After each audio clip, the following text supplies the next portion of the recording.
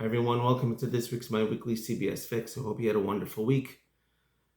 This week's video is dedicated to Refuah Shlema for Shom Dov Mordechai ben Rachel and for Nechama Bas Chai Rivka. Have Refuah Shlema. In this week's Parsha, Haftaras Aikev, we read about how much Hashem loves us. As the verse says, V'ahevcha, and I will love you. Ovirecha, and I will bless. Ovirecha, and I will increase you. And Hashem also promises, L'yeh b'cha akar v'akara, there will be nobody barren amongst you, not men, not women. And in this week's Haftorah, we read from the book of Isaiah, in which Hashem tells us how much He loves us. He professes His love for us as well. And as a matter of fact, in chapter 50, right at the beginning, the verse states as follows: Kayemar Hashem, so said Hashem. He says, Sefer Krisa Simchem Asher Shlachtia. Where's this bill of divorce? Where are the divorce papers that I gave your mother? Meaning Tzion.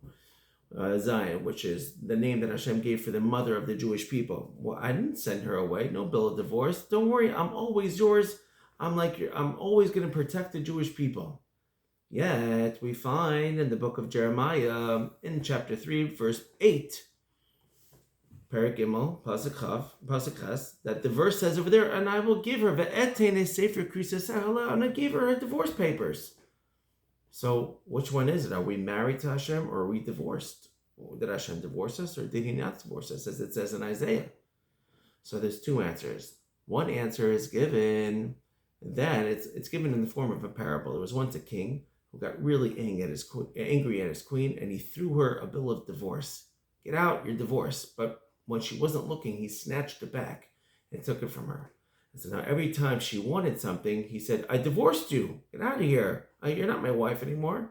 So when she started to leave one day, the king said, hey, where are you going? She said, what do you mean? I'm going to find another husband. And the king said, what do you mean? Show me your bill of divorce. She looked at her. She couldn't find it. She didn't have one. So she couldn't go. So too it is Hashem is with us.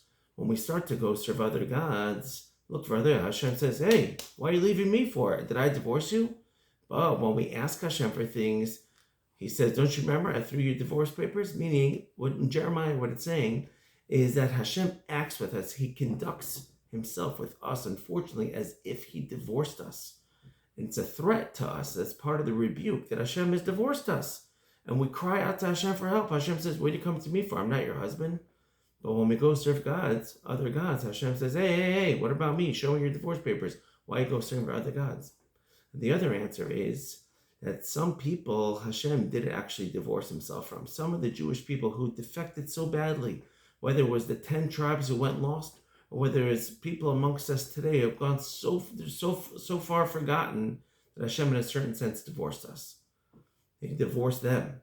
But the rest of us, like it says over here, those who are listening to these classes and those who are learning Torah in general, Hashem says, hey, don't worry, I never divorced you. You can ask for me whatever you want.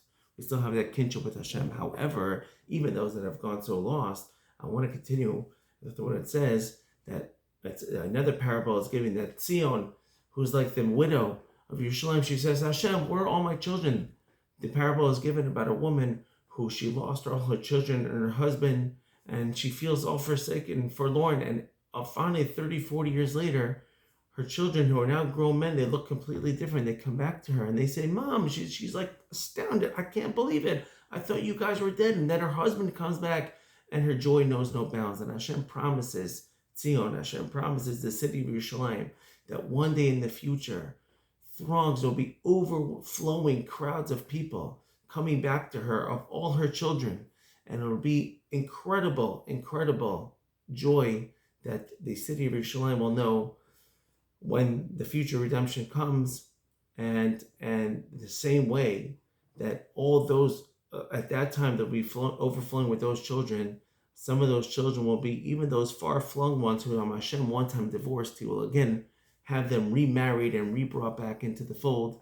And so yet another exciting aspect of the future redemption. So let's daven for it. And if we do strong enough, Hashem is waiting for us to do tshuva, as it continues to state. If we do tshuva, Hashem says, I'm waiting for you guys. I'm waiting for you. It's up to us. So let's do it. Let's make it happen. Have a wonderful Shabbos.